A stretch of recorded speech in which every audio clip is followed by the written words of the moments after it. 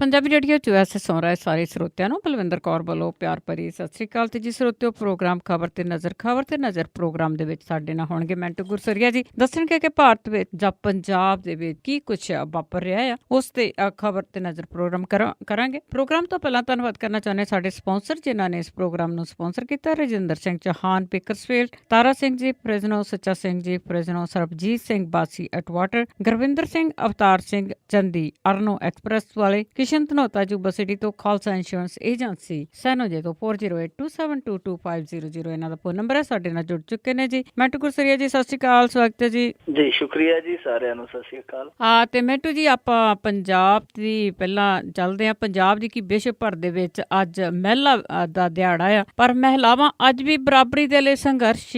ਕੋਈ ਸ਼ੱਕ ਨਹੀਂ, ਸਾਡੇ ਇੱਥੇ ਭਾਰਤ ਦੇ ਜੇ ਸਮਾਜ ਦੀ ਗੱਲ ਕਰੀਏ, ਇੱਥੇ ਤੇ ਹਾਲੇ ਤੱਕ ਔਰਤ ਨੂੰ ਆਪਣੇ ਢੰਗ ਦੇ ਨਾਲ, ਆਜ਼ਾਦਾਨਾ ਢੰਗ ਦੇ ਨਾਲ ਵੋਟ ਪਾਉਣ ਦਾ ਵੀ ਅਖਤਿਆਰ ਨਹੀਂ ਮਿਲਿਆ ਚੱਜ ਨਾਲ। ਵੋਟ ਪਾਉਣ ਦਾ ਵੀ ਫੈਸਲਾ ਜਿਹੜਾ ਉਹ ਮਰਦ ਹੀ ਕਰਦਾ, ਜੋ ਪਰਿਵਾਰ ਦਾ ਮੁਖੀਆ ਉਹ ਵੀ ਮੋਹਰ ਲਾਉਂਦਾ ਕਿ ਹਾਂਜੀ ਇੱਥੇ ਪਾਉਣੀ ਹੈ ਵੋਟ ਤੁਸੀਂ, ਔਰ ਘਰ ਦੀਆਂ ਔਰਤਾਂ ਨੂੰ ਪਿੱਛੇ ਲਾ ਕੇ ਉਸ ਕਤਾਰ ਦੇ ਵਿੱਚ ਖੜਾ ਦਿੱਤਾ ਜਾਂਦਾ ਕਿ ਆਹ ਚੋਣ ਨਿਸ਼ਾਨ ਆ, ਇਹਦੇ ਤੇ ਵੋਟ ਪਾ ਕੇ ਆਓ। ਬਹੁਤ ਲੰਮਾ ਸਫ਼ਰ, ਬਹੁਤ ਲੰਮਾ ਪੈਂਡਾ ਹਾਲੇ ਸਾਡੇ ਸਮਾਜ ਦੇ ਵਿੱਚ ਔਰਤਾਂ ਨੇ ਤੈਅ ਕਰਨਾ ਹੈ, ਕਿਉਂਕਿ ਹਾਲੇ ਤੱਕ ਤੇ ਦੇਖੋ, ਜੇ ਅਸੀਂ ਅਦਾਰਿਆਂ ਦੀ ਗੱਲ ਕਰੀਏ, ਬੈਂਕਿੰਗ ਸੈਕਟਰ ਦੇ ਵਿੱਚ ਮਹਿਜ਼ 22% ਔਰਤਾਂ ਦੀ ਹਿੱਸੇਦਾਰੀ ਹੈ। 22% ਮਹਿਜ਼ ਨੌਕਰੀਆਂ ਜਿਹੜੀਆਂ ਔਰਤਾਂ ਦੇ ਹਿੱਸੇ ਆਈਆਂ। ਹਾਈ ਕੋਰਟ ਦੇ ਵਿੱਚ ਜੇ ਗੱਲ ਕਰੀਏ ਤੇ ਮਹਿਜ਼ 10% ਜੱਜ ਨੇ ਬੀਬੀਆਂ। ਇਸ ਤੋਂ ਇਲਾਵਾ ਸੁਪਰੀਮ ਕੋਰਟ ਦੇ ਵਿੱਚ ਸਿਰਫ 4% ਬੀਬੀਆਂ ਜੱਜ ਨੇ। ਜੇ ਅੱਗੇ ਚੱਲੀਏ, ਵਿਧਾਨ ਪ੍ਰੀਸ਼ਦਾਂ ਆਉਂਦੀਆਂ, ਉੱਥੇ 5% ਇਹਨਾਂ ਦੀ ਨੁਮਾਇੰਦਗੀ ਹੈ। ਜੇ ਅੱਗੇ ਚੱਲੀਏ, ਜਿਹੜੀਆਂ ਸਾਡੀਆਂ ਪ੍ਰਾਂਤਿਕ ਵਿਧਾਨ ਸਭਾਵਾਂ ਨੇ, ਉਹਨਾਂ ਦੇ ਵਿੱਚ ਜੇ ਇਹਨਾਂ ਦੀ ਨੁਮਾਇੰਦਗੀ ਗਿਣੀਏ ਇੱਥੇ 9% ਬਣਦੀ ਹੈ। ਕਿਤੇ ਵੀ ਬਰਾਬਰਤਾ, ਕਿਤੇ ਵੀ ਇਹਨਾਂ ਨੂੰ ਜਿਹੜੀ ਨੁਮਾਇੰਦਗੀ ਜੋ ਸੰਵਿਧਾਨ ਨੇ ਦਿੱਤੀ ਹੈ, ਜੋ ਇਹਨਾਂ ਦਾ ਰਾਖਵਾਂ ਕੋਟਾ ਹੈ, ਉਹ ਵੀ ਨਹੀਂ ਦਿੱਤਾ ਜਾ ਰਿਹਾ। ਸੋ ਉਦੋਂ ਵੱਧ ਤੇ ਤਾਂ ਹਾਲੇ ਆਪਾਂ ਉਮੀਦ ਹੀ ਕੀ ਕਰ ਸਕਦੇ ਹਾਂ ਕਿ ਉਹ ਜੋ ਤੈਅ ਕੀਤੇ ਆ ਕੋਟੇ, ਉਹਦੇ ਤੋਂ ਵੱਧ ਮਿਲੇਗਾ। ਉਸ ਕੋਟੇ ਨੂੰ ਪੂਰਾ ਕਰਨ ਲਈ ਜਾਂ ਉਹਦੇ ਤੋਂ ਵੱਧ ਹਾਸਲ ਕਰਨ ਲਈ ਔਰਤ ਨੂੰ ਲੰਮੀ ਜਦੋਜਹਿਦ ਹਾਲੇ ਕਰਨੀ ਬਾਕੀ ਹੈ। ਉਂਝ ਜੇ ਆਪਾਂ ਗੱਲ ਕਰੀਏ ਕਿ ਅੱਜ ਅਸੀਂ ਵਿਸ਼ਵ ਮਹਿਲਾ ਦਿਹਾੜਾ ਮਨਾ ਰਹੇ ਹਾਂ, ਤੇ ਇਸ ਦਿਹਾੜੇ ਤੋਂ ਇੱਕ ਦਿਨ ਪਹਿਲਾਂ ਸਾਡੇ ਭਾਰਤ ਦੇ ਵਿੱਚ ਕਿਸ ਤਰ੍ਹਾਂ ਦੀ ਖਬਰ ਆਈ। ਸਾਡੇ ਭਾਰਤ ਦੇ ਵਿੱਚੋਂ 19 ਭਰੂਣ ਇੱਕੋ ਥਾਂ ਮਹਾਰਾਸ਼ਟਰ ਦੇ ਵਿੱਚ ਸਾਂਗਲੀ ਜ਼ਿਲ੍ਹੇ ਚੋਂ ਮਿਲੇ ਸਨ। 19 ਭਰੂਣ ਨਾਲੇ ਦੇ ਕੰਢੇ ਤੇ, ਜਿਨ੍ਹਾਂ ਨੂੰ ਕੁੱਤੇ ਖਾ ਰਹੇ ਸੀਗੇ। ਸੋ ਇਹ ਸਾਡੇ ਭਾਰਤ ਦੀ ਤਸਵੀਰ ਦਾ ਉਹ ਪੱਖ ਆ ਜਿਹੜਾ ਲੁਕਾ ਲਿਆ ਜਾਂਦਾ, ਛੁਪਾ ਲਿਆ ਜਾਂਦਾ। ਪਰ ਅਸਲ ਪੱਖ ਇਹ ਆ ਕਿ ਠੀਕ ਹੈ ਕਿ ਇੱਕ ਸੁਸਾਇਟੀ ਦੇ ਵਿੱਚ, ਇੱਕ ਤਬਕੇ ਦੇ ਵਿੱਚ ਔਰਤ ਅੱਗੇ ਵਧੀ ਹੈ, ਪਰ ਇੱਕ ਤਬਕਾ ਇਹੋ ਜਿਹਾ ਜਿੱਥੇ ਔਰਤ ਅੱਜ ਵੀ ਖੜੀ ਹੈ, ਉੱਥੋਂ ਹੀ ਖੜੀ ਹੈ ਜਿੱਥੇ ਆਪਾਂ 16ਵੀਂ ਸਦੀ ਦਾ ਇਤਿਹਾਸ ਪਲਟਦੇ ਹਾਂ, ਜਿੱਥੇ ਆਪਾਂ 17ਵੀਂ ਸਦੀ ਦਾ ਜਾਂ 15ਵੀਂ ਸਦੀ ਦਾ ਇਤਿਹਾਸ ਪਲਟਦੇ ਹਾਂ। ਸੋ ਇੱਥੋਂ ਅੱਗੇ ਵਧਣ ਲਈ ਬਹੁਤ ਸਾਰੀਆਂ ਕੋਸ਼ਿਸ਼ਾਂ ਕਰਨ ਦੀ ਜ਼ਰੂਰਤ ਹੈ, ਪਰ ਜਿਨ੍ਹਾਂ ਨੇ ਕੋਸ਼ਿਸ਼ਾਂ ਕਰਨੀ ਹੈ ਉਹਨਾਂ ਨੇ ਨਾ ਤੇ ਨੀਤ ਸੁੱਚੀ ਵਿਖਾਈ ਹੈ, ਨਾ ਨੀਤੀ ਸੱਚੀ ਵਿਖਾਈ ਹੈ।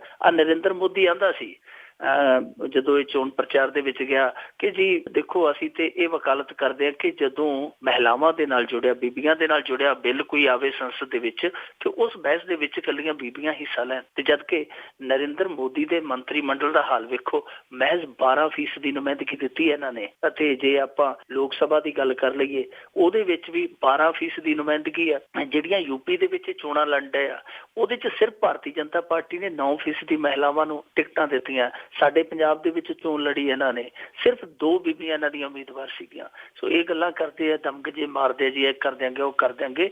ਇਹ ਬੀਬੀਆਂ ਨੂੰ, ਔਰਤਾਂ ਨੂੰ ਸਮਝਣਾ ਪਵੇਗਾ ਕਿ ਤੁਹਾਨੂੰ ਵੋਟ ਬੈਂਕ ਦੇ ਤੌਰ ਤੇ ਇਹਨਾਂ ਨੇ ਬਹੁਤ ਵਰਤ ਲਿਆ, ਬਹੁਤ ਵਰਤ ਲਿਆ। ਹੁਣ ਤੁਸੀਂ ਜੇ ਹੱਕ ਲੈਣੇ ਆ ਤਾਂ ਇਹਨਾਂ ਦੇ ਮੂਹਰੇ ਰੋ ਕੇ ਨਹੀਂ, ਇਹਨਾਂ ਤੋਂ ਖੋਹ ਕੇ ਲੈ ਜਾਣੇ ਆ। ਉਹਦਾ ਜੇ ਆਪਾਂ ਸਮਾਜ ਦੀ ਗੱਲ ਕਰੀਏ, ਆਮ ਸਮਾਜ ਦੀ, ਤੇ ਸਾਨੂੰ ਰੋਣ ਆਉਂਦਾ ਹੈ। ਸਾਡਾ ਸਮਾਜ ਹਾਲੇ ਵੀ ਉਸ ਦਿਸ਼ਾ 'ਚ ਤੁਰਿਆ ਫਿਰਦਾ, ਉਸ ਦਿਸ਼ਾ 'ਚ ਭਟਕਦਾ ਫਿਰਦਾ, ਜਿੱਥੇ ਕੰਨਾਂ 'ਚ ਕਦੇ ਕਦੇ ਬੋਲ ਸੁਣਨੋਂ ਫਿਰਦੇ ਆ। ਜਦੋਂ ਕਿਸੇ ਦੇ ਘਰ ਕੁੜੀ ਹੁੰਦੀ ਹੈ ਤੇ ਸਹਿਜੇ ਜੀ ਜਾ ਕੇ ਆਖ ਦਿੰਦੇ ਆ ਕਿ ਬੜੀ ਦੁੱਖ ਦੀ ਗੱਲ ਆ ਕਿ ਤੇਰੇ ਘਰ ਪੱਥਰ ਆ ਗਿਆ। ਸੋ ਇਸ ਪੱਥਰ ਯੁੱਗ ਦੇ ਵਿੱਚੋਂ ਪਤਾ ਨਹੀਂ ਅੱਗੇ ਕਦੋਂ ਅਸੀਂ ਤੁਰਨਾ। ਹਾਂਜੀ ਜੀ, ਬਾਵਾ ਟਾਈਮ ਲੱਗੂਗਾ। ਤੁਸੀਂ ਔਰਤਾਂ ਦੀ ਗੱਲ ਕੀਤੀ ਹੈ, ਗਰਮੇਰ ਬਾਰੇ ਦੇਖ ਲਓ, ਕੋਈ ਬੰਦਾ ਕਹੀ ਕਿ ਯਾਰ ਔਰਤ ਵੀ ਜਿਹੜੀ ਆ ਉਹ ਬੋਲ ਨਹੀਂ ਸਕਦੀ। ਤੇ ਬਹੁਤ ਜਗ੍ਹਾ ਤੇ ਜੀ ਔਰਤਾਂ ਨੇ ਤਰੱਕੀ ਕੀਤੀ ਹੈ, ਪਰ ਬਹੁਤ ਜਗ੍ਹਾ ਤੇ ਉੱਤੇ ਹਜੇ ਐਸੇ ਤਰ੍ਹਾਂ ਹੀ ਆ। ਤੇ ਅੱਗੇ ਆਪਾਂ ਅਗਲਾ ਸਵਾਲ ਹੈਗਾ ਜੀ, RSS ਨਾਲ ਸੰਬੰਧਿਤ ਬੰਬ ਧਮਾਕਿਆਂ ਦੇ ਦੋਸ਼ੀ ਅਸੀਮਾਨੰਦ ਨੂੰ ਅਦਾਲਤ ਨੇ ਬਰੀ ਕੀਤਾ। ਇਹ ਅਸੀਮਾਨੰਦ ਸੀਗਾ ਜਿਹੜਾ ਇਹ 2007 ਦੇ ਜਿਹੜੇ ਅਜਮੇਰ ਦੇ ਦਰਗਾਹ ਦੇ ਮੂਹਰੇ ਬੰਬ ਧਮਾਕੇ ਹੋਇਆ ਸੀਗਾ, ਉਹਦੇ ਤੋਂ ਇਲਾਵਾ ਕੁਝ ਹੋਰ ਬੰਬ ਧਮਾਕਿਆਂ ਦੇ ਵਿੱਚ ਵੀ ਨਾਮਜ਼ਦ ਹੋਇਆ ਸੀਗਾ, ਜਿਨ੍ਹਾਂ ਦੇ ਵਿੱਚ ਇੱਕ ਸਮਝੌਤਾ ਐਕਸਪ੍ਰੈਸ ਬੰਬ ਧਮਾਕਾ, ਮਾਲੇਗਾਮ, ਇਹ ਲੜੀਵਾਰ ਕੁਝ ਬੰਬ ਧਮਾਕੇ ਸਨ। ਇਹ ਇੱਕ ਬੰਬ ਧਮਾਕਾ ਨਹੀਂ, ਕਈ ਬੰਬ ਧਮਾਕੇ ਜਿਹੜੇ ਉਹ ਅੱਗੇ ਜਿਵੇਂ ਕਹਿ ਦਿੰਦੇ ਨਾ ਕਿ ਲੜੀ ਨਾਲ ਲੜੀ, ਕੜੀ ਨਾਲ ਕੜੀ ਜੁੜਦੀ ਜਾਂਦੀ ਹੈ। ਸੋ ਇਹ 4-5 ਇਸ ਤਰ੍ਹਾਂ ਦੇ ਬੰਬ ਧਮਾਕੇ ਸਨ ਜਿਨ੍ਹਾਂ ਦੀ ਇਨਵੈਸਟੀਗੇਸ਼ਨ ਤੋਂ ਬਾਅਦ ਭਾਰਤ ਦੇ ਵਿੱਚ ਪਹਿਲੀ ਵਾਰ ਭਗਵਾਂ ਅੱਤਵਾਦ ਸ਼ਬਦ ਹੈ ਜਿਹੜਾ ਉਹ ਇੰਟਰੋਡਿਊਸ ਹੋਇਆ ਸੀ। ਉਸ ਤੋਂ ਪਹਿਲਾਂ ਭਾਰਤ ਦੇ ਇਤਿਹਾਸ ਵਿੱਚ ਭਗਵਾਂ ਅੱਤਵਾਦ ਸ਼ਬਦ ਹੈ ਜਿਹੜਾ ਤੁਹਾਨੂੰ ਨਹੀਂ ਮਿਲੇਗਾ। ਇਹਨਾਂ ਬੰਬ ਧਮਾਕਿਆਂ ਤੋਂ ਬਾਅਦ ਇਹ ਸ਼ਬਦ ਸੁਣਾਈ ਦਿੱਤਾ ਸੀਗਾ। ਔਰ ਸ਼ਬਦ ਕਿਵੇਂ ਸੁਣਾਈ ਦਿੱਤਾ ਸੀ?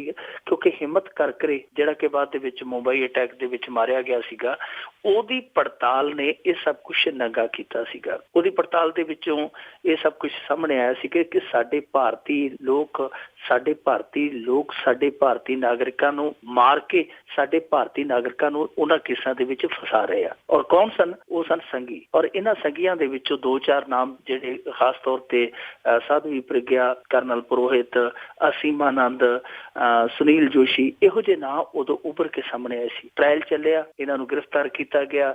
NIA ਕੋਲ ਇਨਵੈਸਟੀਗੇਸ਼ਨ ਚੱਲੇਗੀ 2011 ਦੇ ਵਿੱਚ। ਇਸ ਤੋਂ ਬਾਅਦ ਕੀ ਹੋਇਆ ਸੀਗਾ ਕਿ ਅਸੀਮਾਨੰਦ ਨੂੰ ਜਦੋਂ ਫੜ ਲਿਆ, ਅਸੀਮਾਨੰਦ ਵਾਹਿਦ ਕਥਿਤ ਦੋਸ਼ੀਆਂ ਦੇ ਵਿੱਚੋਂ ਬੰਦਾ ਸੀਗਾ ਜਿਸ ਨੇ ਇਕਬਾਲ ਕੀਤਾ ਸੀ, ਜਿਹਨੇ ਪੁਲਿਸ ਨੂੰ ਇਕਬਾਲੀਆ ਬਿਆਨ ਦਿੱਤਾ ਸੀਗਾ ਕਿ ਹਾਂ ਭਾਈ ਅਸੀਂ ਇਹ ਕੰਮ ਕੀਤਾ, ਸਾਨੂੰ ਇਸ ਕੀਤੇ ਤੇ ਕੋਈ ਪਛਤਾਵਾ ਨਹੀਂ।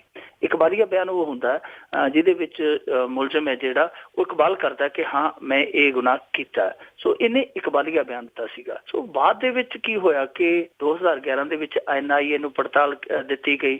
NIA ਨੇ ਪੜਤਾਲ ਹੈ ਜਿਹੜੀ ਬੜੀ ਸੁਸਤ ਰਫ਼ਤਾਰ ਨਾਲ ਕੀਤੀ। ਬਾਅਦ ਦੇ ਵਿੱਚ ਸਰਕਾਰ ਪਲਟ ਗਈ। ਸਰਕਾਰ ਪਲਟਣ ਤੋਂ ਬਾਅਦ ਇਸ ਕੇਸ ਦੀ ਜਿਹੜੀ ਹੈ ਦਿਸ਼ਾ ਵੀ ਪਲਟ ਗਈ। ਉਹ ਜਿਹੜਾ ਇਕਬਾਲੀਆ ਬਿਆਨ ਸੀਗਾ ਇਹਦੇ ਅਸੀਮਾਨੰਦ ਦਾ ਆਪਣੇ ਹੱਥਾਂ ਲਿਖਿਆ, ਮੁੜ ਕੇ ਉਹ ਵੀ ਇਕਬਾਲੀਆ ਬਿਆਨ ਹੈ ਜਿਹੜਾ ਉਹ ਸ਼ੱਕੀ ਬਣ ਗਿਆ। ਇਹਨੇ ਫਿਰ ਆਪਣਾ ਬਿਆਨ ਪਲਟ ਦਿੱਤਾ। ਉਹ ਕਹਿੰਦਾ ਜੀ ਕਿ ਪੁਲਿਸ ਨੇ ਦੇਖੋ ਜੀ ਡੰਡੇ ਦੇ ਜ਼ੋਰ ਤੇ ਮੇਰੇ ਤੋਂ ਇਹ ਬਿਆਨ ਦਵਾਇਆ ਸੀਗਾ। ਔਰ ਇਕਬਾਲੀਆ ਬਿਆਨ ਆਮ ਤੌਰ ਤੇ ਮੰਨਿਆ ਨਹੀਂ ਜਾਂਦਾ। ਜੇ ਇੱਕ ਨੇ ਇਕਬਾਲੀਆ ਬਿਆਨ ਦੇ ਦਿੱਤਾ, ਬਾਅਦ ਦੇ ਵਿੱਚ ਉਹੀ ਬੰਦਾ ਉਸ ਇਕਬਾਲੀਆ ਬਿਆਨ ਨੂੰ ਆਪਣੇ ਪੱਧਰ ਤੇ ਰੱਦ ਕਰੇ ਤੇ ਆਮ ਤੌਰ ਤੇ ਮੰਨਿਆ ਨਹੀਂ ਜਾਂਦਾ। ਪਰ ਇਸ ਕੇਸ ਦੇ ਵਿੱਚ ਮੰਨਿਆ ਗਿਆ ਕਿ ਹਾਂਜੀ ਇਹ ਹੋ ਸਕਦਾ ਕਿ ਪੁਲਿਸ ਨੇ ਡੰਡੇ ਦੇ ਜ਼ੋਰ ਤੇ ਇਹ ਬਿਆਨ ਲਿਖਵਾਇਆ ਹੋਵੇ। ਉਸ ਤੋਂ ਬਾਅਦ ਸੰਕੇਤ ਮਿਲ ਗਏ ਸਨ ਕਿ ਇਸ ਕੇਸ ਦਾ ਅੱਗੇ ਜਾ ਕੇ ਬਣਨਾ ਕੀ ਹੈ, ਕਿਉਂਕਿ ਜਦੋਂ ਵਾਰੀ ਜ਼ਮਾਨਤਾਂ ਦੀ ਆਈ, ਸਾਧਵੀ ਪ੍ਰਗਿਆ ਦੀ, ਅਸੀਮਾਨੰਦ ਦੀ, ਤੇ ਇਹਨਾਂ ਨੇ ਸਪਸ਼ਟ ਤੌਰ ਤੇ ਗ੍ਰਹਿ ਮੰਤਰਾਲੇ ਨੇ ਕਹਿ ਦਿੱਤਾ ਸੀ ਕਿ ਅਸੀਂ ਜ਼ਮਾਨਤਾਂ ਦਾ ਵਿਰੋਧ ਨਹੀਂ ਕਰਾਂਗੇ।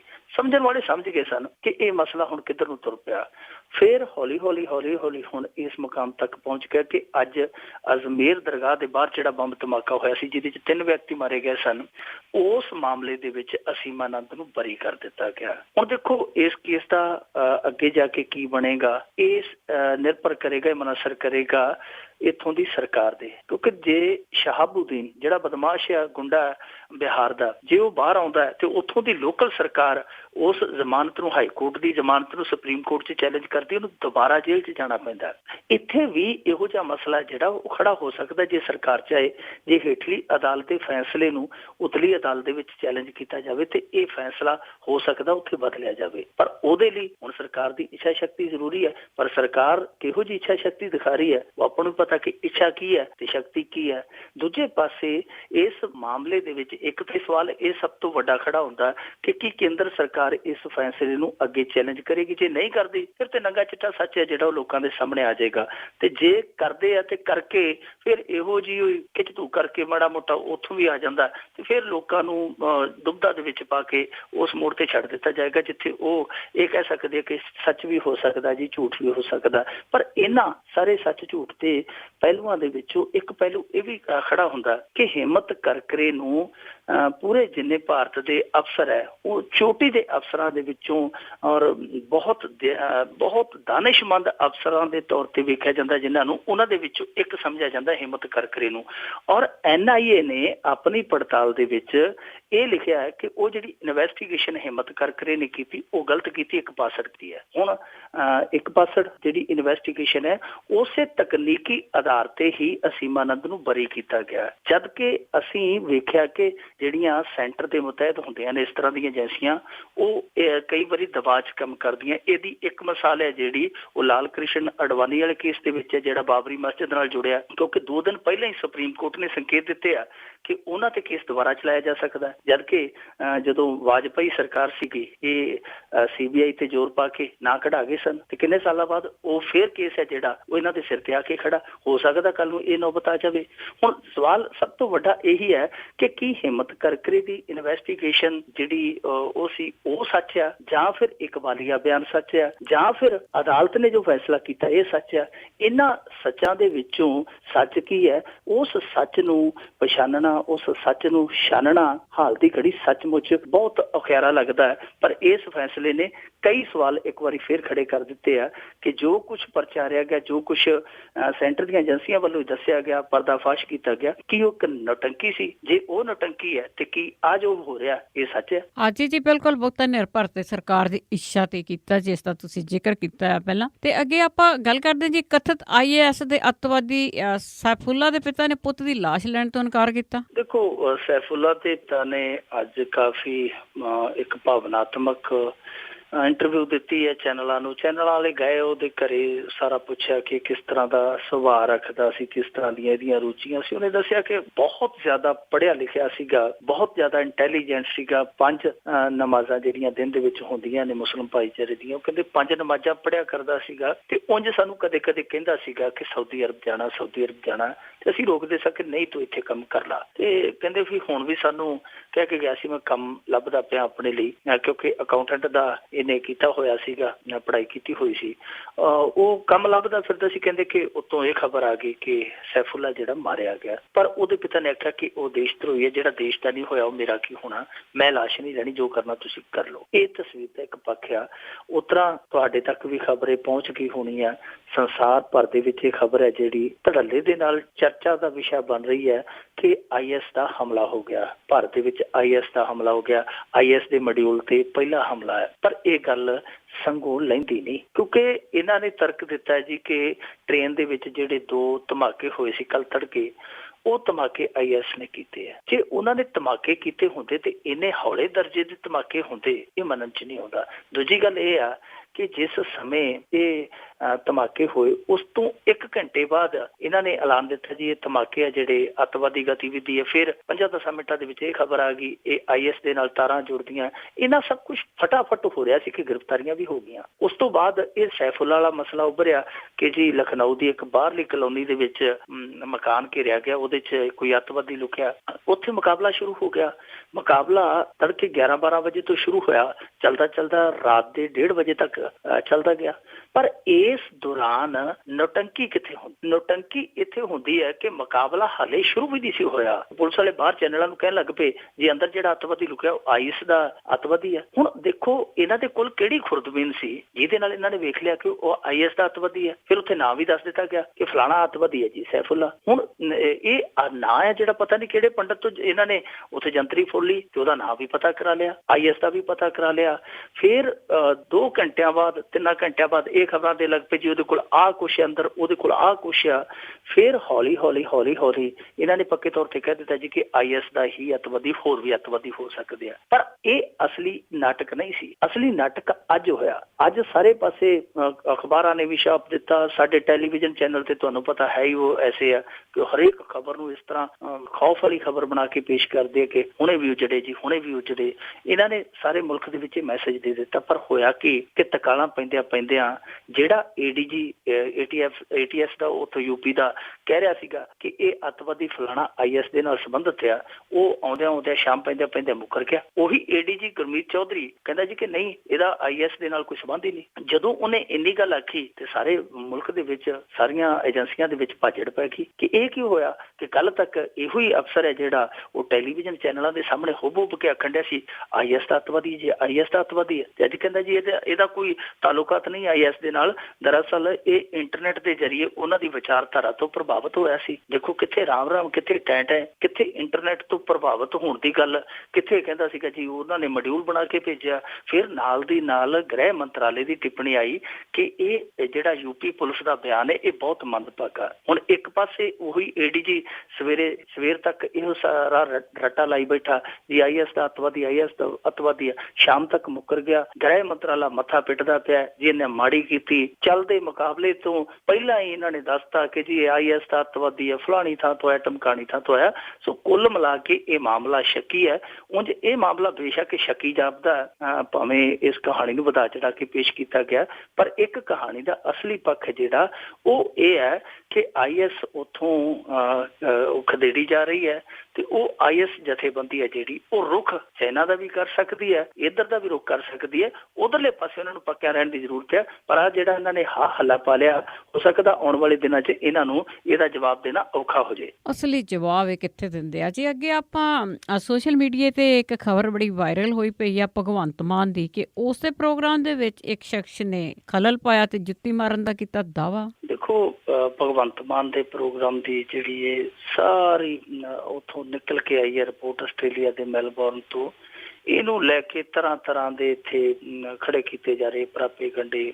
ਕੋਈ ਕਹਿੰਦਾ ਜੀ ਜੁੱਤੀ ਵੱਜ ਗਈ, ਕੋਈ ਕਹਿੰਦਾ ਜੀ ਨਹੀਂ ਉਹਨੇ ਸੁੱਟਣ ਦੀ ਕੋਸ਼ਿਸ਼ ਕੀਤੀ, ਕੋਈ ਕਹਿੰਦੇ ਜੀ ਕਿ ਨਹੀਂ ਸਿਰਫ ਖੜਾ ਹੋ ਕੇ ਉਹਨੇ ਰੌਲਾ ਰੱਪਾ ਪਾਇਆ। ਜਿਸ ਬੰਦੇ ਨੇ ਇਹ ਦਾਵਾ ਕੀਤਾ ਜੀ ਕਿ ਮੈਂ ਜੁੱਤੀ ਮਾਰੀ, ਇਹ ਕੀਤਾ ਉਹ ਕੀਤਾ, ਉਹਨੇ ਫੇਸਬੁੱਕ ਤੇ ਲਾਈਵ ਹੋ ਕੇ ਹੋਰ ਵੀ ਬਹੁਤ ਤਰ੍ਹਾਂ ਦੇ ਬਿਆਨ ਛਾਪੇ ਆ।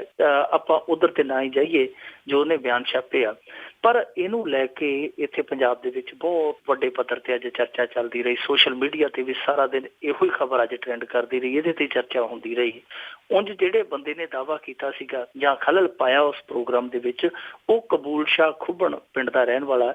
ਕਬੂਲ ਸ਼ਾਹ ਖੁੱਬਣ ਪਿੰਡ ਜਦੋਂ ਅਬੋਹਰ ਤੋਂ ਫਾਜ਼ਿਲਕਾ ਨੂੰ ਜਾਣੇ ਤੇ ਰਸਤੇ ਦੇ ਵਿੱਚ ਪਿੰਡ ਆਉਂਦਾ ਕੱਲੂ ਪਿੰਡ ਤੋਂ ਖੱਬੇ ਪਾਸੇ ਆ ਫਾਜ਼ਿਲਕਾ ਏਰੀਏ ਦਾ, ਤੇ ਉਹ ਬੰਦਾ ਅਕਾਲੀ ਪਿਛੋਕੜ ਦਾ। ਇਹ ਸਭ ਕੁਝ ਸਾਫ਼ ਹੋ ਗਿਆ। ਹੁਣ ਉਹਦਾ ਦਾਵਾ ਜੀ ਕਿ ਦੇਖੋ ਜਿਹੜਾ ਭਗਵੰਤ ਮਾਨ ਸੀ ਇਹ ਗੁਰੂ ਦੀ ਹਜ਼ੂਰੀ ਦੇ ਵਿੱਚ ਸ਼ਰਾਬ ਪੀ ਕੇ ਗਿਆ ਸੀ, ਜਰਦਾ ਲਾ ਕੇ ਗਿਆ ਸੀ, ਮੇਰੀਆਂ ਭਾਵਨਾਵਾਂ ਜਿਹੜੀਆਂ ਉਹ ਬਹੁਤ ਆਹਤ ਹੋਈਆਂ ਸੀ, ਇਸ ਕਰਕੇ ਮੈਂ ਦੁਖੀ ਹੋ ਕੇ ਕਦਮ ਚੁੱਕਿਆ। ਜਦਕਿ ਹਕੀਕਤ ਇਹ ਹੈ ਕਿ ਇਹੋ ਜਿਹਾ ਕੁਛ ਵੀ ਨਹੀਂ ਜਾਪਦਾ। ਉਸ ਬੰਦੇ ਦੀਆਂ ਅੱਜ ਤੋਂ 15-20 ਸਾਲ ਪਹਿਲਾਂ ਦੀਆਂ ਉਹ ਤਸਵੀਰਾਂ ਨਿਕਲ ਆਈਆਂ ਜਿਨ੍ਹਾਂ ਦੇ ਵਿੱਚ ਉਹ ਕਿਸੇ ਪੋਸਟਰ ਦੇ ਵਿੱਚ ਸੁਖਬੀਰ ਸਿੰਘ ਬਾਦਲ ਲਈ ਜਿੱਤ ਦੀ ਕਾਮਨਾ ਕਰਦਾ ਪਿਆ, ਕਿਸੇ ਲਈ ਉਹ ਵੋਟ ਮੰਗਦਾ ਪਿਆ, ਕਿਸੇ ਵਿੱਚ ਉਹ ਇਹ ਕਹਿੰਦਾ ਪਿਆ ਜੀ ਕਿ ਅਕਾਲੀ ਦਲ ਹੈ ਜਿਹੜਾ ਉਹ ਪੰਜਾਬ ਦਾ ਰਾਖਾ ਹੈ। ਸੋ ਇਸ ਤਰ੍ਹਾਂ ਦੀਆਂ ਤਸਵੀਰਾਂ ਨਿਕਲ ਆਈਆਂ ਔਰ ਉਹਦੀਆਂ ਆਪਦੀਆਂ ਸ਼ਰਾਬ ਪੀਂਦੇ ਦੀਆਂ ਬਹੁਤ ਸਾਰੀਆਂ ਤਸਵੀਰਾਂ ਜਿਹੜੀਆਂ ਵਾਇਰਲ ਹੋਈਆਂ ਪਈਆਂ। ਉਹ ਵਾਰ-ਵਾਰ ਦਾਅਵਾ ਕਰਦਾ ਮੈਂ ਕਿਹੜਾ ਸ਼ਰਾਬ ਪੀਤੀ, ਮੈਂ ਕਿਹੜਾ ਸ਼ਰਾਬ ਪੀਤੀ ਹੈ। ਤੇ ਇੱਥੇ ਪੰਜਾਬ ਦੇ ਵਿੱਚ ਜਿੰਨੇ ਵੀ ਮੀਡੀਆ ਹਾਊਸਿਸ ਹੈ ਉਹ ਸਾਰੇ ਉਹਦੀਆਂ ਤਸਵੀਰਾਂ ਕੱਢੀ ਖਲੋਤੇ ਆ। ਸੋ ਮਾਮਲਾ ਕੁੱਲ ਮਿਲਾ ਕੇ ਸਿਆਸੀ ਦਵੈਸ਼ ਦਾ ਲੱਗਦਾ ਹੈ ਕਿ ਕਿਤੇ ਨਾ ਕਿਤੇ ਸਿਆਸੀ ਦਵੈਸ਼ ਹੈ। ਜਿਵੇਂ ਪਹਿਲਾਂ ਅਕਾਲੀਆਂ ਦੇ ਨਾਲ ਇਸ ਤਰ੍ਹਾਂ ਹੋਇਆ ਕੁਝ ਮਾਮਲਿਆਂ ਦੇ ਵਿੱਚ, ਉਹੀ ਕੁਝ ਹੁਣ ਉਹਨਾਂ ਦੇ ਵਿਰੋਧੀਆਂ ਦੇ ਨਾਲ ਕਰਨ ਦੀ ਕੋਸ਼ਿਸ਼ ਕੀਤੀ ਜਾ ਰਹੀ ਹੈ। ਪਰ ਜਦ ਕਿ ਇਹ ਗਲਤ ਆ। ਦੇਖੋ ਜਦੋਂ ਪ੍ਰਕਾਸ਼ ਸਿੰਘ ਬਾਦਲ ਤੇ ਜੁੱਤੀ ਸੁੱਟੀ ਗਈ ਉਦੋਂ ਕੁਝ ਆਮ ਆਦਮੀ ਪਾਰਟੀ ਦੇ ਲੋਕ ਖੁਸ਼ ਹੋਏ, ਪਰ ਨਤੀਜਾ ਕੀ ਨਿਕਲਿਆ ਕਿ ਅੱਜ ਆਮ ਆਦਮੀ ਪਾਰਟੀ ਤੇ ਇਹ ਦਿਨ ਆਇਆ ਤੇ ਅਕਾਲੀ ਦਲ ਵਾਲੇ ਖੁਸ਼ ਹੁੰਦੇ ਆ, ਕੱਲ ਨੂੰ ਫੇਰ ਉਹਨਾਂ ਦੇ ਟਾਈਮ ਆ ਸਕਦਾ। ਸੋ ਇਹ ਜੋ ਕੁਝ ਵਾਪਰਦਾ ਪਿਆ ਇਹ ਗਲਤ ਆ। ਪਰ ਉਸ ਤੋਂ ਵੀ ਗਲਤ ਜਿਆਦੀ ਜਿਹੜੀ ਗੱਲ ਆ ਉਹ ਇਹ ਹੈ ਕਿ ਤੁਸੀਂ ਆਪਣੀ ਸਿਆਸੀ ਦਵੈਸ਼ ਕੱਢ ਕੇ ਨਾ ਗੁਰੂ ਦਾ ਲਾ ਰਹੇ ਹੋ। ਇਹ ਇੱਕ ਸਭ ਤੋਂ ਖਤਰਨਾਕ ਰੁਝਾਨ ਆ, ਕਿਉਂਕਿ ਜੇ ਦੇਖੋ ਤੁਹਾਨੂੰ ਗੁਰੂ ਨਾਲ ਹੀ ਇੰਨਾ ਮੋਹ ਹੋਵੇ, ਇੰਨਾ ਪਿਆਰ ਹੋਵੇ, ਤੇ ਜਦੋਂ ਗੁਰੂ ਤੁਹਾਡਾ ਖੰਡ ਕਰਕੇ ਖਿਲਾਰਿਆ ਜਾ ਰਿਹਾ ਸੀ ਗਲੀਆਂ ਦੇ ਵਿੱਚ, ਉਦੋਂ ਤੇ ਤੁਸੀਂ ਨਹੀਂ ਬੋਲੇ। ਉਦੋਂ ਤੇ ਕਦੇ ਵੀ ਤੁਸੀਂ ਆਪਦੀ ਸਰਕਾਰ ਨੂੰ ਨਹੀਂ ਕਿਹਾ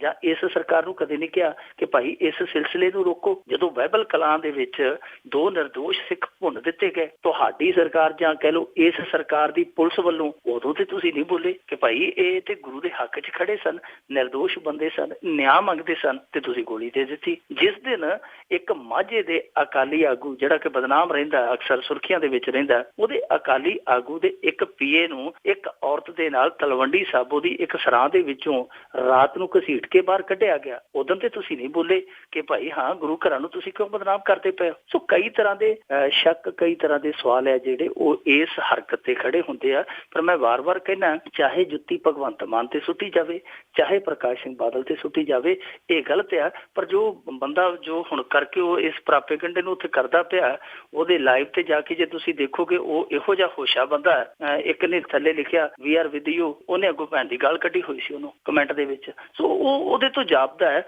ਕਿ ਉਹ ਬੰਦਾ ਥੋੜਾ ਜਿਹਾ ਜ਼ਿਆਦਾ ਹੀ ਤੱਤਾ ਕਾਲਾ ਹੈ। ਪਤਾ ਨਹੀਂ ਹੁਣ ਉਹਨੂੰ ਕੀ ਚਾਹੀਦਾ। ਪਰ ਜੋ ਵੀ ਇਹ ਟ੍ਰੈਂਡ ਚੱਲਦਾ ਪਿਆ, ਜੁੱਤੀ ਸੁੱਟਣ ਵਾਲਾ ਜਾਂ ਸੁੱਟ ਕੇ ਖੁਸ਼ੀ ਮਨਾਉਣ ਵਾਲਾ, ਜਾਂ ਫਿਰ ਅੱਗੋਂ ਹੁਣ ਜਿਹੜੇ ਉਹ ਭਗਵੰਤ ਮਾਨ ਦੇ ਸਮਰਥਕ ਹੈ ਕੁਛ, ਉਹਨੂੰ ਜਿਹੜੇ ਸਲੋਕ ਦੇਣ ਡਏ ਤੇ ਉਹਨੂੰ ਗਾਲਾਂ ਦੇਣ ਡਏ ਆ, ਇਹ ਸਾਰਾ ਸਿਲਸਿਲਾ ਜੋ ਚੱਲਦਾ ਪਿਆ ਇਹ ਗਲਤ ਆ ਔਰ ਇਸ ਰੁਝਾਨ ਨੂੰ ਰੋਕਣ ਦੀ ਜ਼ਰੂਰਤ ਆ। ਬਿਲਕੁਲ ਜੀ, ਰੋਕਣ ਦੀ ਜਗ੍ਹਾ ਤੇ ਵੱਧਦਾ ਹੀ ਜਾ ਰਿਹਾ ਹੈ, ਮਾੜੀ ਗੱਲ ਆ। ਤੇ ਅੱਗੇ ਆਪਾਂ ਗੱਲ ਕਰਦੇ ਆ, ਇੱਕ ਗੁਰਦੀਪ ਸਿੰਘ ਸੀ ਜਿਸ ਤੇ ਕੇਸ ਸੀ ਇੰਡੋਨੇਸ਼ੀਆ ਦੇ ਵਿੱਚ, ਤੇ ਉਸਨੂੰ ਫਾਂਸੀ ਦੀ ਸਜ਼ਾ ਹੋਈ ਸੀ ਤੇ ਉਹ ਆਖਰੀ ਉਮੀਦ ਵੀ ਖਤਮ ਹੋਈ ਜੀ। ਇਹਦੀ ਅਪੀਲ ਹੈ ਜਿਹੜੀ ਉਹ ਰਾਸ਼ਟਰਪਤੀ ਦੇ ਕੋਲ ਗਈ ਸੀ। ਵੈਸੇ ਇਹ ਉਦੋਂ ਬਿਲਕੁਲ ਮੌਤ ਦੇ ਨੇੜਿਓਂ ਮੁੜਿਆ ਸੀ। ਇਹ 5 ਜਣਿਆਂ ਨੂੰ ਗੋਲੀ ਨਾਲ ਉਡਾਉਣਾ ਸੀਗਾ ਤੇ ਮੌਤ ਤੋਂ 5 ਮਿੰਟ ਪਹਿਲਾਂ ਇਹਨੂੰ ਬਚਾ ਲਿਆ ਗਿਆ ਸੀ। ਭਾਰਤ ਦੇ ਖਾਸ ਤੌਰ ਤੇ ਵਿਦੇਸ਼ ਮੰਤਰਾਲੇ ਨੇ ਇਸ ਮਾਮਲੇ ਦੇ ਵਿੱਚ ਬਹੁਤ ਹੀ ਸ਼ਿੱਦਤ ਦੇ ਨਾਲ ਕੰਮ ਕੀਤਾ ਤੇ ਐਨ ਮੌਕੇ ਤੇ ਇਹਨੂੰ ਗੋਲੀ ਦੇ ਥੱਲੋਂ ਕੱਢ ਲਿਆ, ਜਦਕਿ ਜਿਹੜੇ 4 ਦੂਸਰੇ ਸਨ ਉਹਨਾਂ ਨੂੰ ਭੁੰਨ ਦਿੱਤਾ ਸੀਗਾ। ਕਿਉਂਕਿ ਇੰਡੋਨੇਸ਼ੀਆ ਦੇ ਵਿੱਚ ਇਹ ਜਿਹੜੀ ਨਸ਼ਾ ਤਸਕਰੀ ਹੈ ਉਹਦੀ ਸਜ਼ਾ ਇਹਨਾਂ ਨੇ ਮੌਤ ਦੀ ਮੁਕਰਰ ਕੀਤੀ ਹੋਈ ਹੈ ਔਰ ਜ਼ਿਆਦਾਤਰ ਮਾਮਲਿਆਂ ਦੇ ਵਿੱਚ ਉਹ ਗੋਲੀ ਮਾਰਦੇ ਆ। ਔਰ ਇਹਦੇ ਨਾਲ ਦੇ ਜਿਹੜੇ 4 ਸੀਗੇ ਉਹਨਾਂ ਨੂੰ ਮਾਰ ਦਿੱਤਾ ਗਿਆ। ਗੁਰਦੀਪ ਸਿੰਘ ਨੂੰ ਐਨ ਮੌਕੇ ਤੇ ਬਚਾ ਲਿਆ ਗਿਆ ਸੀ। ਫਿਰ ਇਹਦੀ ਅਪੀਲ ਸੀ ਜਿਹੜੀ ਉਹ ਰਹਿਮ ਦੀ ਅਪੀਲ ਜਿਹਨੂੰ ਕਹਿ ਦਿੰਦੇ ਆ, ਉਹ ਰਾਸ਼ਟਰਪਤੀ ਕੋਲ ਗਈ ਸੀ। ਪਰ ਬਦਕਿਸਮਤੀ ਇਹਦੀ ਗੁਰਦੀਪ ਸਿੰਘ ਦੀ ਇਹ ਆ ਕਿ ਰਾਸ਼ਟਰਪਤੀ ਨੇ ਹੁਣ ਇਹਦੀ ਰਹਿਮ ਦੀ ਅਪੀਲ ਹੈ ਜਿਹੜੀ ਉਹ ਖਾਰਜ ਕਰ ਦਿੱਤੀ। ਇਹਦਾ ਮਤਲਬ ਇਹ ਆ ਕਿ ਜਿਹੜੀ ਮੌਤ ਦੀ ਸਜ਼ਾ ਇਹਦੀ ਟਲੀ ਸੀ ਉਹ ਸਿਰਫ ਕੁਝ ਸਮੇਂ ਲਈ ਟਲੀ ਸੀ, ਪੱਕੇ ਤੌਰ ਤੇ ਉਹ ਮੌਤ ਦੀ ਸਜ਼ਾ ਖਤਮ ਨਹੀਂ ਸੀ ਹੋਈ। ਫਿਰ ਮੌਤ ਇੱਕ ਵਾਰੀ ਗੁਰਦੀਪ ਸਿੰਘ ਦੇ ਸਾਹਮਣੇ ਖੜੀ ਹੈ।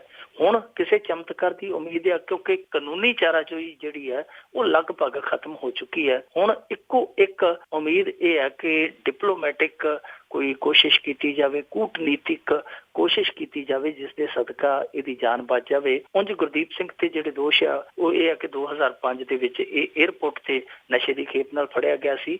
ਯੂਪੀ ਦਾ ਇਹ ਰਹਿਣ ਵਾਲਾ, ਇਹਦੇ ਸਹੁਰੇ ਨਕੋਦਰ ਆ ਤੇ ਇਹਦਾ ਜਿਹੜਾ ਬਾਲ ਬੱਚਾ ਉਹ ਇਸ ਸਮੇਂ ਆਪਣੇ ਸਹੁਰੇ ਪਿੰਡ, ਯਾਨੀ ਇਹਦੇ ਸਹੁਰੇ ਪਿੰਡ ਤੇ ਆਪਣੇ ਉਹ ਬੀਬੀ ਹੈ ਜਿਹੜੀ ਇਹਦੇ ਘਰੋਂ ਪੇਕੇ ਪਿੰਡ ਰਹਿ ਰਹੀ ਹੈ, ਨਕੋਦਰ ਹੀ ਰਹਿ ਰਹੀ ਹੈ। ਉਹਨਾਂ ਦਾ ਆਰਥਿਕ ਪੱਖੋਂ ਵੀ ਬੁਰਾ ਹਾਲ ਆ ਕਿਉਂਕਿ ਬਹੁਤ ਸਾਰਾ ਉਹਨਾਂ ਦਾ ਸਮਾਂ ਤੇ ਬਹੁਤ ਸਾਰਾ ਸਰਮਾਇਆ ਜਿਹੜਾ ਉਹ ਇਸ ਕੇਸ ਦੇ ਵਿੱਚ ਉਜੜ ਚੁੱਕਾ।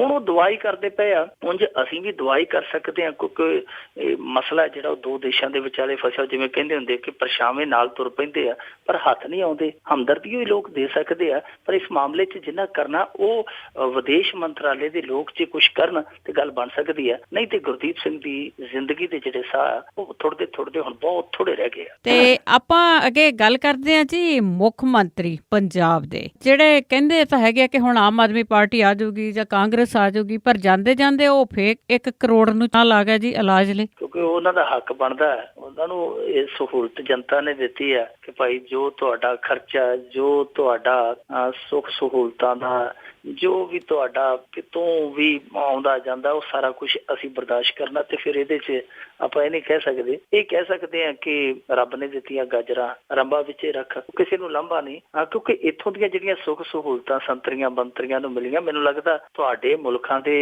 ਸੰਤਰੀਆਂ ਮੰਤਰੀਆਂ ਕੋਲ ਵੀ ਇੰਨੀਆਂ ਸਹੂਲਤਾਂ ਨਹੀਂ ਹੋਣੀਆਂ।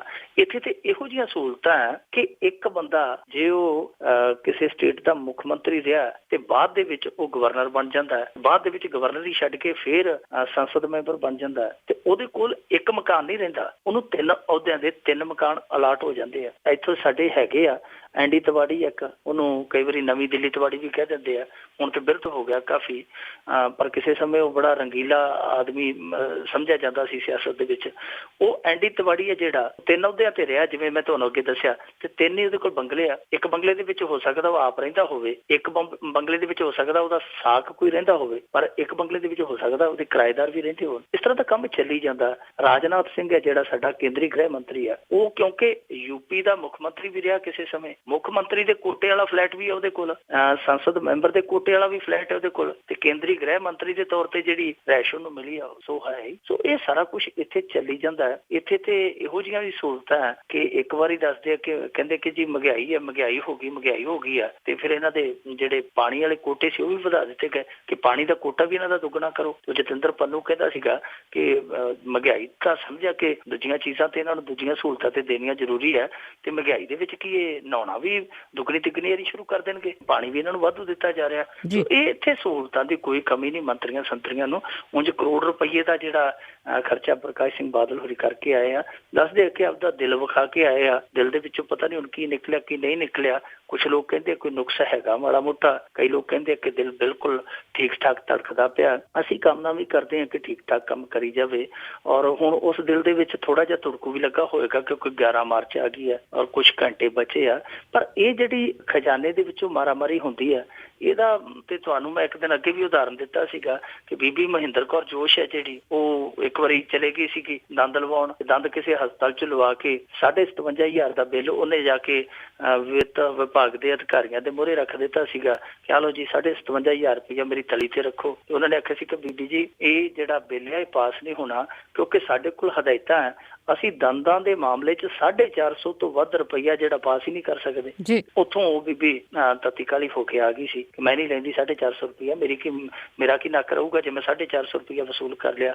ਸੋ ਉਹ ਇਹ ਖਜ਼ਾਨੇ ਦੇ ਉੱਤੇ ਬਹੁਤ ਮਾਰਾਮਾਰੀ ਚੱਲਦੀ ਹੈ। ਜੋ ਅਖਤਿਆਰ ਕਿਸੇ ਨੂੰ ਵੀ ਮਿਲਦਾ ਫਿਰ ਉਹ ਮੁਫਤ ਦਾ ਤੇਲ ਜੁੱਤੀ ਵਾਲੀ ਗੱਲ ਹੈ, ਜੁੱਤੀ 'ਚ ਪਵਾ ਲੈਂਦਾ। ਉਂਝ ਸਾਡੇ ਇੱਥੇ ਇੱਕ ਮੁੱਖ ਮੰਤਰੀ ਇਹੋ ਜਿਹਾ ਵੀ ਹੋਇਆ ਜਿਹਨੇ ਆਪਣੇ 50 ਸਾਲਾਂ ਦੇ ਕਾਰਜਕਾਲ ਦੇ ਦੌਰਾਨ 1 ਰੁਪਈਆ ਵੀ ਮੈਡੀਕਲ ਭੱਤੇ ਦਾ ਨਹੀਂ ਲਿਆ।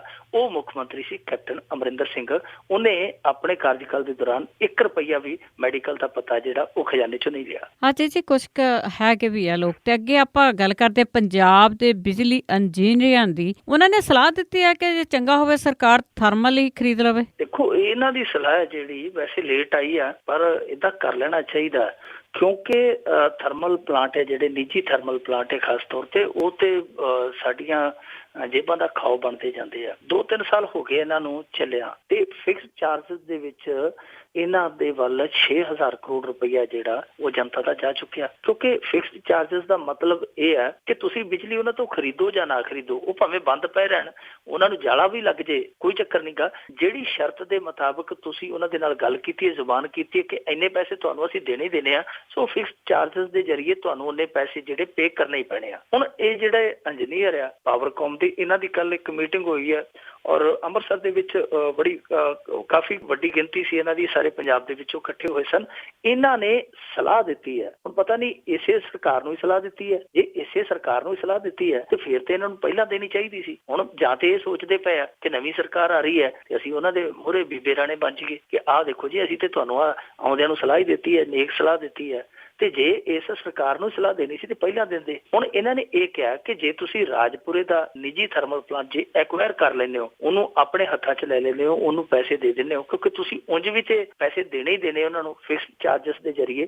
ਜੇ ਉਹ ਰਕਮ ਤੁਸੀਂ ਇੱਕੋ ਵਾਰੀ ਖਰਚ ਕੇ ਥਰਮਲ ਪਲਾਂਟ ਖਰੀਦ ਲੈਂਦੇ ਹੋ ਤਾਂ ਉਹਦੇ ਨਾਲ ਸਮੁੱਚੇ ਪੰਜਾਬ ਦੇ ਵਿੱਚ ਬਿਜਲੀ ਦਾ ਰੇਟ ਹੈ ਜਿਹੜਾ 30 ਪੈਸੇ ਪਰ ਯੂਨਿਟ ਘਟ ਜਾਏਗਾ। ਇਹ ਸੱਚ ਆ, ਇਹਨਾਂ ਨੇ ਸੱਚ ਬੋਲਿਆ, ਪਰ ਮੇਰੇ ਖਿਆਲ ਦੇ ਨਾਲ ਬਹੁਤ ਲੇਟ ਬੋਲਿਆ। ਜੇ ਇਹ ਸੱਚ ਪਹਿਲਾਂ ਬੋਲਦੇ ਤੇ ਲੋਕ ਵੀ ਇਹਨਾਂ ਨੂੰ ਚੰਗਾ ਕਹਿੰਦੇ ਕਿ ਤੁਸੀਂ ਇਹ ਜਿਹੜੀ ਲੁੱਟ ਸ਼ੁਰੂ ਹੋਈ ਹੈ ਸ਼ੁਰੂ ਦੇ ਵਿੱਚ ਬੋਲੇ ਹੋ ਤੇ ਤੁਸੀਂ ਵਾਕਿਆ ਲੋਕ ਪੱਖੀ ਲੋਕ ਹੋ। ਪਰ ਫਿਰ ਵੀ ਹੁਣ ਬੋਲੇ ਆ, ਸਲਾਹ ਇਹਨਾਂ ਦੀ ਨੇਕ ਆ, ਪਰ ਇਸ ਨੇਕ ਸਲਾਹ ਤੇ ਅਗਲੀ ਸਰਕਾਰ ਕੋਈ ਉਦਮ ਕਰਦੀ ਹੈ ਸਮਾਂ ਦੱਸੇਗਾ। ਉਂਝ ਇਸ ਗੱਲ ਦੇ ਵਿੱਚ ਕੋਈ ਸ਼ੱਕ ਨਹੀਂ, ਕੋਈ ਦੋ ਰਾਏ ਨਹੀਂ ਕਿ ਇਸ ਮਾਮਲੇ ਦੇ ਵਿੱਚ ਖਾਸ ਤੌਰ ਤੇ ਬਿਜਲੀ ਸਰਪਲਸ ਦੇ ਮਾਮਲੇ 'ਚ ਲੋਕਾਂ ਨੂੰ ਰੱਜ ਕੇ ਬੇਵਕੂਫ ਬਣਾਇਆ ਗਿਆ। ਤੁਸੀਂ ਅਖਬਾਰਾਂ ਦੇ ਇਸ਼ਤਿਹਾਰ ਚੁੱਕ ਲਿਓ, ਜਦੋਂ ਕੋਈ ਇਹ ਥਰਮਲ ਪਲਾਂਟ ਚੱਲੇ ਆ ਉਹਨਾਂ ਦਿਨਾਂ ਦੇ ਵਿੱਚ ਇਸ਼ਤਿਹਾਰ ਇਹ ਦਿੱਤੇ ਗਏ ਕਿ ਫਲਾਣੇ ਥਰਮਲ ਪਲਾਂਟ ਤੋਂ ਅਸੀਂ $3.25 ਰੁਪਏ ਬਿਜਲੀ ਖਰੀਦਾਂਗੇ, ਫਲਾਣੇ ਤੋਂ ਅਸੀਂ $2.60 ਖਰੀਦਾਂਗੇ। ਪਰ ਜੇ ਅੱਜ RTI ਪਾ ਕੇ ਪਿੱਛੋਂ ਤੇ ਉਹ ਕਹਿੰਦੇ ਜੀ ਕਿ ਫਲਾਣੇ ਥਰਮਲ ਪਲਾਂਟ ਤੋਂ ਮਿਲ ਰਹੀ ਹੈ ਜੀ 5 ਰੁਪਏ ਇੰਨੇ ਪੈਸੇ, ਫਲਾਣੇ ਤੋਂ ਮਿਲ ਰਹੀ ਹੈ 5 ਰੁਪਏ ਇੰਨੇ ਪੈਸੇ। ਹੁਣ ਕੀ ਗੱਲ, ਜਾਂ ਤੇ ਤੁਹਾਡੀ ਆ ਜਿਹੜੀ ਸੂਚਨਾ ਅੱਜ ਦੀ ਇਹ ਗਲਤ ਆ, ਤੇ ਜਾਂ ਜਿਹੜੇ ਤੁਹਾਡੇ ਇਸ਼ਤਿਹਾਰ ਦਿੱਤੇ ਸਨ ਉਹ ਗਲਤ ਆ। ਕੁੱਲ ਮਿਲਾ ਕੇ ਇਹ ਜਿਹੜੇ ਨਿੱਜੀ ਥਰਮਲ ਆ ਇਹ ਇਸ ਸਮੇਂ 6,000 ਕਰੋੜ ਰੁਪਈਆ ਜਿਹੜਾ ਉਹ ਖਾ ਚੁੱਕੇ ਆ। 25 ਸਾਲਾਂ ਦਾ ਐਗਰੀਮੈਂਟ ਆ। ਫਿਕਸਡ ਚਾਰਜਸ ਦੇ ਵਿੱਚ ਤੁਸੀਂ ਆਪ ਹੀ ਅੰਦਾਜ਼ਾ ਲਾ ਲਓ ਕਿ ਕਿੰਨਾ ਸਰਮਾਇਆ ਇਹਨਾਂ ਦੇ ਵੱਲ ਚਲੇ ਜਾਣਾ ਹੈ। ਔਰ ਇਹ ਨਿੱਜੀ ਥਰਮਲ ਬਣਾਉਣ ਦਾ ਜਿੱਥੋਂ ਤੱਕ ਤੁਕ ਮੇਰੀ ਸਮਝ ਦੇ ਵਿੱਚ ਆਉਂਦਾ, ਤੇ ਇਹ ਤੇ ਜਿਵੇਂ ਪੰਜਾਬੀ ਕਹਿੰਦੇ ਹੁੰਦੇ ਨਾ, ਤੁਹਾਡਾ ਮਾਲ ਵਧੇ ਸਾਡੀਆਂ ਬੁੱਕਾਂ ਵਧਣ, ਉਹ ਗੱਲ ਹੈ। ਖਾਣ ਪੀਣ ਵਾਲੇ ਲੋਕਾਂ ਨੇ ਆਪਦਾ ਲਾਹਾ ਤੱਕਿਆ।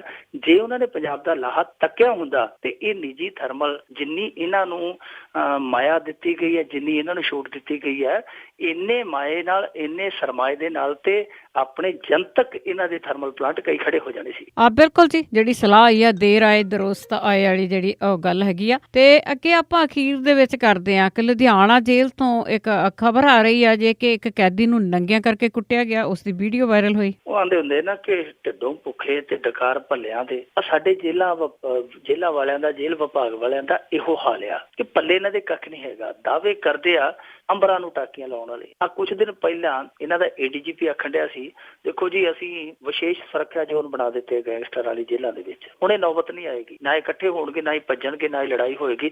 ਅਸੀਂ ਚਿੰਤਾ ਹੀ ਮੁਕਾ ਕੱਤੀ ਆ। ਅੱਜ ਹੀ ਖਬਰ ਆ ਗਈ ਕਿ ਲੁਧਿਆਣੇ ਜੇਲ੍ਹ ਦੇ ਵਿੱਚ ਇੱਕ ਕੈਦੀ ਨੂੰ ਪਹਿਲਾਂ ਬਹਾਨਾ ਮਾਰ ਕੇ ਬੁਲਾਇਆ ਗਿਆ ਕਿ ਆਜਾ ਤੇਰੀ ਮੁਲਾਕਾਤ ਆਈ ਆ। ਜਦੋਂ ਉਹ ਮੁਲਾਕਾਤ ਵਾਲੇ ਕਮਰੇ ਨੂੰ ਜਾਣ ਡਿਆ ਸੀ, ਰਾਹ ਦੇ ਵਿੱਚੋਂ ਉਹਨੂੰ ਚੁੱਕਿਆ ਗਿਆ, ਚੁੱਕ ਕੇ ਉਹਨੂੰ ਬੈਰਕ 'ਚ ਲਿਆਂਦਾ ਗਿਆ, ਫਿਰ ਉਹਨੂੰ ਨੰਗਿਆ ਕੀਤਾ ਗਿਆ, ਕੁੱਟਿਆ ਗਿਆ, ਮਾਰਿਆ ਗਿਆ, ਗਾਲੀ ਗਲੋਚ ਕੀਤਾ ਗਿਆ। ਫਿਰ ਉਹਦੀ ਵੀਡੀਓ ਸ਼ੂਟ ਕੀਤੀ ਗਈ, ਫਿਰ ਵੀਡੀਓ ਫੇਸਬੁੱਕ ਤੇ ਅਪਲੋਡ ਕੀਤੀ ਗਈ, ਫਿਰ 2 ਘੰਟਿਆਂ ਬਾਅਦ ਉਹ ਡਿਲੀਟ ਕੀਤੀ ਗਈ। ਸਾਰੇ ਘਟਨਾਕ੍ਰਮ ਦੇ ਵਿੱਚ ਪੁਲਿਸ ਪਤਾ ਨਹੀਂ ਕਿਹੜੀ ਦਾਵਤ ਖਾਣ ਗਈ ਸੀ, ਉਹ ਕਿਤੇ ਵੀ ਨਜ਼ਰ ਨਹੀਂ ਆਉਂਦੀ। ਹੁਣ ਦੇਖੋ ਚਿੱਟੇ ਦਿਨ ਬੰਦਾ ਚੁੱਕਿਆ, ਇਹਦਾ ਮਤਲਬ ਹੈ ਕਿ ਜਦੋਂ ਮੁਲਾਕਾਤ ਕਰਨ ਜਾਂਦਾ ਪਿਆ ਸੀ, ਦੁਪਹਿਰਾ ਹੋਏਗਾ, ਸਵੇਰਾ ਹੋਏਗਾ ਜਾਂ ਸ਼ਾਮ ਹੋਏਗੀ, ਸੋ ਚਿੱਟੇ ਦਿਨ ਬੰਦਾ ਚੁੱਕਿਆ, ਚੁੱਕ ਕੇ ਬੈਰਕ ਚ ਲਿਜਾਂਦੇ ਆ, ਫਿਰ ਕੁੱਟਦੇ ਆ, ਗਾਲੀ ਗਲੋਚ ਕਰਦੇ ਆ, ਵੀਡੀਓ ਬਣਾਉਂਦੇ ਆ। ਕਮ ਸੇ ਕਮ ਕੋਈ 20-25 ਮਿੰਟ ਲੱਗੇ ਹੋਣਗੇ, ਪਰ ਪੁਲਿਸ ਉੱਥੇ ਮੌਕੇ ਤੇ ਪਹੁੰਚੀ ਨਹੀਂ। ਸਾਰਾ ਕੰਮ ਕਰਕੇ ਉਹਨਾਂ ਨੇ ਮੁੜ ਕੇ ਵੀਡੀਓ ਵੀ ਬਣਾਈ ਹੈ, ਵੀਡੀਓ ਬਣਾ ਕੇ ਅਪਲੋਡ ਵੀ ਕੀਤੀ ਹੈ, ਮੁੜ ਕੇ ਡਿਲੀਟ ਵੀ ਕੀਤੀ ਹੈ। ਇਹ ਆਂਦੇ ਆ ਜੀ ਅਸੀਂ ਜੈਮਰ ਲਾਤੇ, ਜੈਮਰ ਲਾਤੇ, ਜੈਮਰ ਲਾਤੇ। ਜੈਮਰ ਤੇ ਇਹਨਾਂ ਦੇ ਜਾਮ ਹੋਏ ਪਏ ਲੱਗਦੇ ਆ। ਜੈਮਰਾਂ ਨੂੰ ਤੇ ਗਰੀਸ ਲਾਉਣ ਦੀ ਲੋੜ ਆ ਕਿ ਜੈਮਰ ਕਿਸੇ ਵੀ ਜੇਲ੍ਹ ਦੇ ਵਿੱਚ ਇਹਨਾਂ ਦੇ ਜੈਮਰ ਨਹੀਂ ਕੰਮ ਕਰਦੇ। ਜੇ ਨਾਭੇ ਚੋਂ ਭੱਜੇ ਕਹਿੰਦੇ ਜੀ ਸਾਡੇ ਜੈਮਰ ਉਦੋਂ ਜਾਮ ਹੋਏ ਸੀ, ਸਾਡੇ ਕੈਮਰੇ ਸੀਗੇ ਜਿਹੜੇ ਉਹ ਖਰਾਬ ਹੋਏ ਸੀਗੇ। ਹੁਣ ਲੁਧਿਆਣੇ 'ਚ ਵੀ ਕਹੀ ਜਾਂਦੇ ਜੀ ਜੈਮਰ ਹੈ ਜਿਹੜੇ ਸਾਡੇ ਉਹ ਖਰਾਬ ਹੋਏ ਪਏ ਆ। ਸੋ ਖਰਾਬ ਜੈਮਰ ਨਹੀਂ ਹੋਏ ਪਏ, ਖਰਾਬ ਇਹਨਾਂ ਦੇ ਸਾਰੇ ਕਾਰਨਾਮੇ ਆ ਉਹ ਹੋਏ ਪਏ ਆ। ਇਸ ਮਾਮਲੇ ਨੇ ਇੱਕ ਵਾਰ ਫਿਰ ਇਸ ਗੱਲ ਨੂੰ ਉਜਾਗਰ ਕਰ ਦਿੱਤਾ ਕਿ ਜਿਹੜੇ ਇਹ ਦਾਅਵੇ ਕਰਦੇ ਆ ਕਿ ਅਸੀਂ ਵਿਸ਼ੇਸ਼ ਸੁਰੱਖਿਆ ਜ਼ੋਨ ਬਣਾ ਦਿੱਤੇ ਆ, ਵਿਸ਼ੇਸ਼ ਸੁਰੱਖਿਆ ਜ਼ੋਨਾਂ ਦੇ ਵਿੱਚ ਸਿਰਫ ਇਹਨਾਂ ਨੇ ਜ਼ੋਨ ਹੀ ਬਣਾਏ ਆ। ਸੁਰੱਖਿਆ ਉੱਥੇ ਕੁਛ ਨਹੀਂ ਹੈਗੀ, ਕੱਖ ਨਹੀਂ ਹੈਗਾ। ਨਾ ਹੀ ਇਹ ਲੋਕ ਸਬਕ ਲੈਂਦੇ ਆ। ਬਠਿੰਡੇ ਦੇ ਵਿੱਚ ਗੈਂਗਵਾਰ ਹੋਈ, ਨਾਭੇ ਦੇ ਵਿੱਚੋਂ ਕੈਦੀ ਭੱਜੇ, ਫਰੀਦਕੋਟ ਜੇਲ੍ਹ ਦੇ ਵਿੱਚ ਐਡੀ ਵੱਡੀ ਲੜਾਈ ਹੋਈ, ਪਤਾ ਨਹੀਂ ਕਿੰਨਾ ਕੁਛ ਹੋ ਗਿਆ। ਪਰ ਬਾਵਜੂਦ ਇਸ ਦੇ ਅੱਜ ਤੱਕ ਇਹਨਾਂ ਨੇ ਜੇਲ੍ਹਾਂ ਦਾ ਮਾਹੌਲ ਤੇ ਸੁਖਾਵਾਂ ਟਿਕਾਵਾਂ ਕੀ ਕਰਨਾ ਸੀ, ਇਹ ਅੱਜ ਤੱਕ ਫੇਸਬੁੱਕ ਵਰਤਨ ਤੋਂ ਹੀ ਕੈਦੀਆਂ ਨੂੰ ਨਹੀਂ ਰੋਕ ਸਕੇ। ਹੁਣ ਜਿਹੜੇ ਜੇਲ੍ਹ ਦੇ ਪ੍ਰਬੰਧਕ ਕਿਸੇ ਕੈਦੀ ਨੂੰ ਫੇਸਬੁੱਕ ਜਾਂ ਮੋਬਾਈਲ ਵਰਤਨ ਤੋਂ ਨਹੀਂ ਰੋਕ ਸਕਦੇ, ਤੇ ਫਿਰ ਲੜਾਈ ਝਗੜੇ ਜਾਂ ਫਰਾਰੀਆਂ ਰੋਕ ਲੈਣਗੇ, ਫਿਰ ਇਹ ਤਾਂ ਉਮੀਦ ਹੀ ਬੇਈਮਾਨੀ ਹੈ। ਬਿਲਕੁਲ ਜੀ, ਜੇ ਬੰਦਾ ਜੇਲ੍ਹ ਦੇ ਵਿੱਚ ਹੀ ਸੁਰੱਖਿਅਤ ਨਹੀਂ ਤਾਂ ਕਿੱਥੇ ਹੋਊਗਾ। ਤੇ ਬਹੁਤ ਬਹੁਤ ਤੁਹਾਡਾ ਧੰਨਵਾਦ ਹੈ ਕਿ ਤੁਸੀਂ ਇਹਨਾਂ ਖਬਰਾਂ ਦੇ ਬਾਰੇ ਦੱਸਿਆ ਤੇ ਸਾਡੇ ਨਾਲ ਜੁੜੇ। ਜੀ ਸ਼ੁਕਰੀਆ ਜੀ। ਸਤਿ ਸ਼੍ਰੀ ਅਕਾਲ ਜੀ। ਤੇ ਇਹ ਸੰਜੀ ਮੈਂਟੂ ਗੁਰਸਰੀਆ ਜੀ ਸਾਡੇ ਨਾਲ ਜੁੜਦੇ ਨੇ ਤੇ ਦੱਸਦੇ ਨੇ ਖਬਰਾਂ ਬਾਰੇ। ਹੁਣ ਖਬਰਾਂ ਦਾ ਬੁਲਟਨ ਇੱਥੇ ਹੀ ਸਮਾਪਤ। ਅਗਲੇ ਬੁਲਟਨ ਦੇ ਵਿੱਚ ਫਿਰ ਜੁੜਾਂਗੇ ਜੀ। ਬਲਵਿੰਦਰ ਕੌਰ ਵੱਲੋਂ ਆਪ ਸਭ ਨੂੰ ਹੀ ਪਿਆਰ ਭਰੀ ਸਤਿ ਸ਼੍ਰੀ ਅਕਾਲ।